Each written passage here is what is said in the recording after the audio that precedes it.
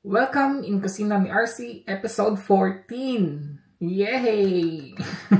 Our recipe for today, kita nyo na sa ating title. This is Filipino style spaghetti. Spaghetti pababa. Charot. This is Filipino style spaghetti because nag-crave na naman si RC. Yes! Nag-crave na naman si RC at kailangan magluto. This is not so many, I think, because isa lang naman na yung ano ko. Ito lang yung ano ko, guys. Sauce ko. Although meron ako ditong konting tomato sauce, so bali hindi ito masyado madami kasi yung ating ground pork and beef mix na naman. Ito lang, kung hindi masyado madami. As I've said, Filipino style because na-miss nating mag-Jollibee. I miss, Jolly Spaghetti. So ako na lang gagawa. Ayan guys, and anyways, we will be using our very first new Kusina ni RC equipment. Charot. And excited na tayo, diba? Since, sana successful to. Yan, medyo madami-damihan natin yung, mantika. Mainit na to, guys, kasi, while nag-chika-chika, introduced our something, naka-on na to siya. I'll just have to put a little bit more high heat. So, very madali lang ating recipe for today. Very common, and very common. So, mainit na yan. Let's add our onions. Hindi pala siya masyadong mainit. Palakasan ko muna. So, ang dami kong nilagay na onions because masarap ang spaghetti natin sa Pinas pag madaming onions, diba? Mainit na siya. Wala lang pala akong hotdog, guys. Mahirap ang hotdog dito. Walang hotdog dito na tender, juicy, Virginia, mga ganon. Mahirap dito, guys, sa Germany. Ang daming wala dito, guys. As in, ang daming wala dito sa Germany na, yung pang-Pinas na mga foods, ang hirap dito, guys. Buti kayo dyan sa US or sa Canada, ang dami. Dito hirap, guys. So, ayan, while waiting, everybody, bago ba kayo sa ating channel, at kung hindi pa po kayo nakapag-subscribe, yung tatlong buttons na yan, click nyo lang po yan para kayo ay nakapag-subscribe at man-notified every time meron tayong new uploads. Maraming salamat po sa pag-subscribe and welcome in RCVille's channel. Thank you! Ayun. So now we will add our garlic. Ayan. Hintayin ko lang siya konting mag-brown. And then we will add the ground pork and beef. Magpapainit lang pala ako ng tubig for the spaghetti. Para isahan na siya, guys. Hindi nyo naman dyan, hindi naman siya disturbo. Yun, okay na to. It's already brown. Uy, ang bango. Add na natin ang ating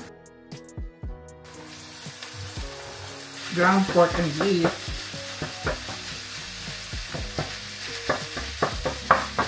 Uy, nagagandahan ako sa bago nating Maganda siya, guys. And we will add asin. Mga 2 teaspoon na muna. And, of course, pepper. My favorite ingredients. Yun. So, takpan lang muna natin hanggang siya maluto. And then, mix lang natin later. Oops. Ready na siya, guys. Durugin lang natin. Yun. Okay. And this time, we can add the tomato sauce. Unahin ko lang to siya, guys. Itong galing dito sa Germany. Kasi, I think this is so intense. I'm not sure, pero gusto ko siyang unahin. Lagyan lang natin yung tomato sauce. Diba? Instead of ketchup, hindi kasi ako nagbabalagay masyado ketchup. Ayan. So, lulutuin ko muna siya, guys, bago natin ilagay yung spaghetti from Pinas. I know some na pag nagluluto sila ng spaghetti, lalagyan nila ng diba? Brown sugar. Ako, guys, hindi ako naglalagay ng brown sugar sa spaghetti. Kasi ang tamis. Tapos yung iba naglalagay ng condensed milk, diba? Ganon. Ako ayoko naman ganon. Ang tamis. So, ayun. Takpan ko lang siya, guys. Kasi nagpisik-pisik. Excited ako kasi meron tayo ditong parmesan. Masarap, guys, diba? Pag spaghetti. Madaming cheese. Ayun. Ang bango. Okay. Check lang natin kung ano na ang status niya. Kung ano na ang status niya. Oh. Bungo. Hindi ako maglalagay ng rosemary or something like herbs. Kasi Filipino style, di ba? So pag Filipino style, yung mga parties, Christmas parties or birthdays ng mga bata, di ba? Diretso-diretso, di ba? Wala nang mga herbs. Salt and paminta lang, di ba? Yun lang. So yun lang din ang gagawin natin. Pero yung cheese natin, guys, is special kasi parmesan. So i-add ko na lang itong ating Filipino style tomato sauce. Ayun. And another ukay-ukay. And guys, mag-add ako again pepper. Ayun. And 1 teaspoon of salt lang, guys. Okay. Okay na yan. Let it simmer lang muna, guys, and before natin i-check kung ano ang lasa niya. Kumukulo na pala yung ating lagyan ko lang siya ng asin.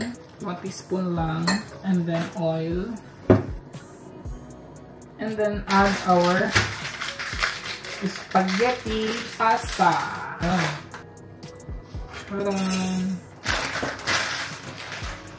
Well, nagpapaano tayo sa ating spaghetti. Tikman ko muna, guys, yung ating wait, i-mix ko lang siya.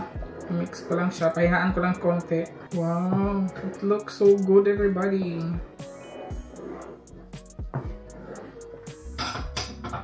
Okay, tikman ko lang. Takpan ko lang siya ulit, guys, kasi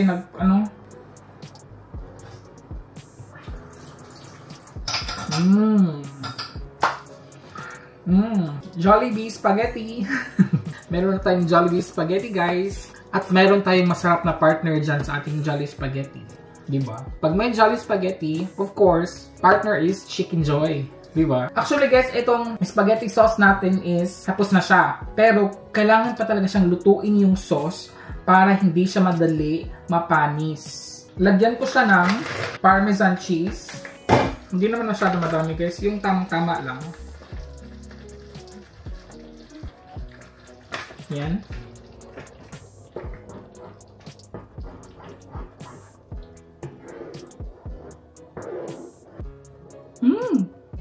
Bungo! I smell spaghetti! Gusto ko may meat. Yan. So, pahinaan ko na lang to siya, guys, kasi pinapaluto na lang natin yung sauce.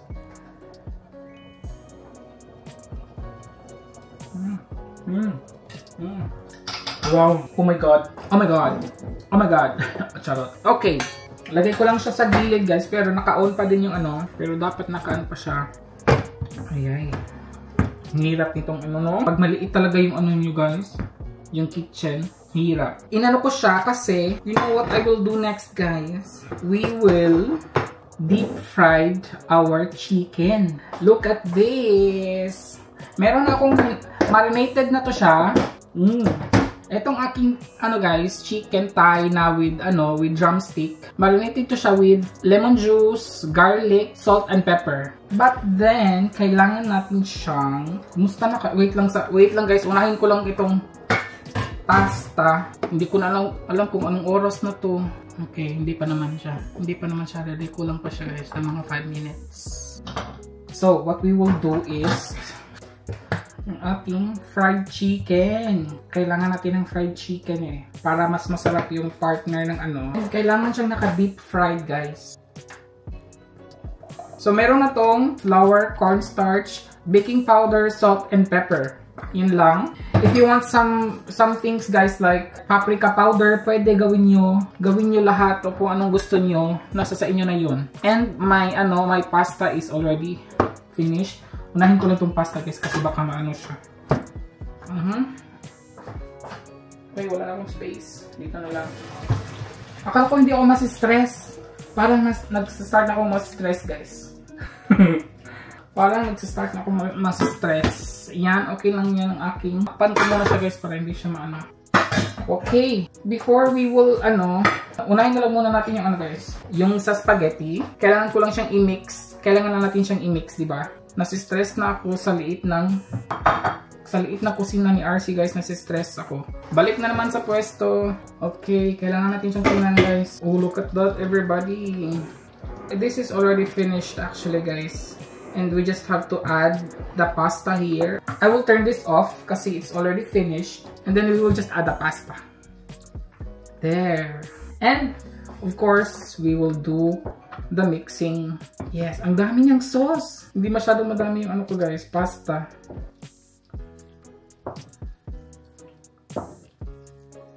Ayan. This is Filipino style spaghetti. Ano, yan. Magpa-party na naman guys. Mag-invite ako ng ano dito. Kapitbahay namin.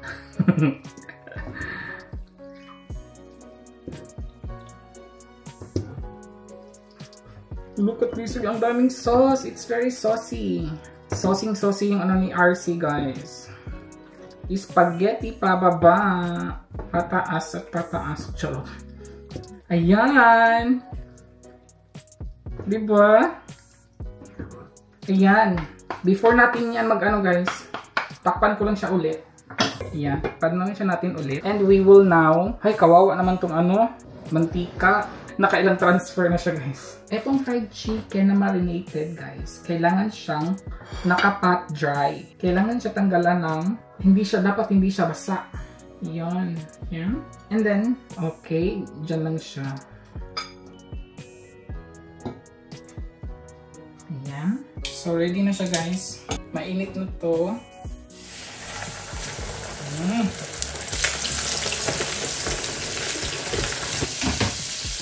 Check lang natin ulit kung anong itsura. Uy. It looks good guys. Luto na ang ating chicken roll. Everybody look at that thing. My God. Luto na siya.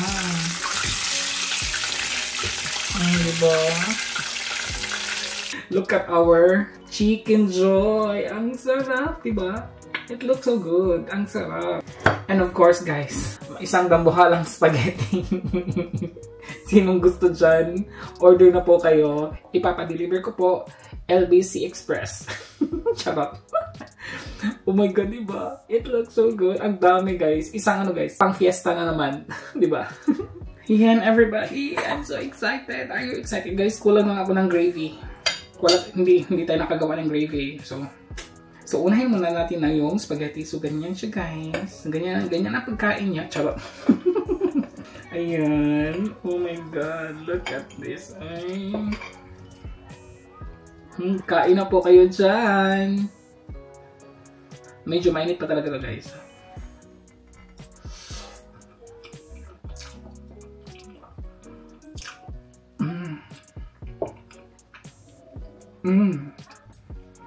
Ang sarap.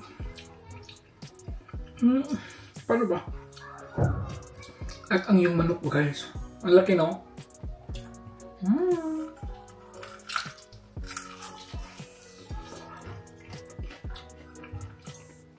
Oh my God.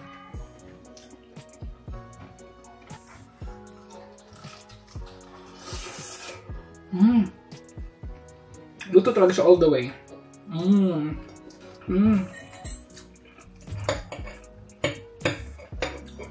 Ang sarap, everybody. Kain po tayo. Oops.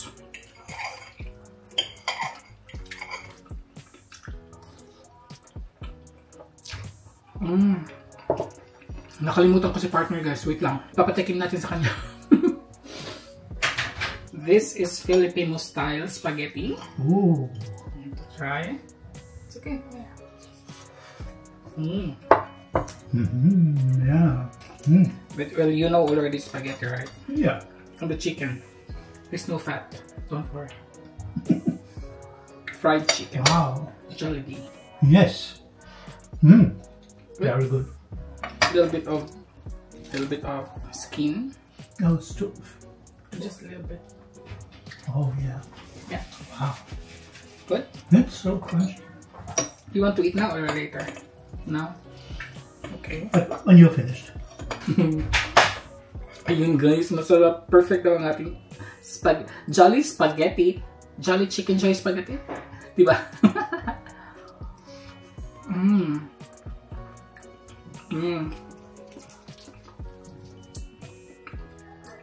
Gravy na lang talaga kulang.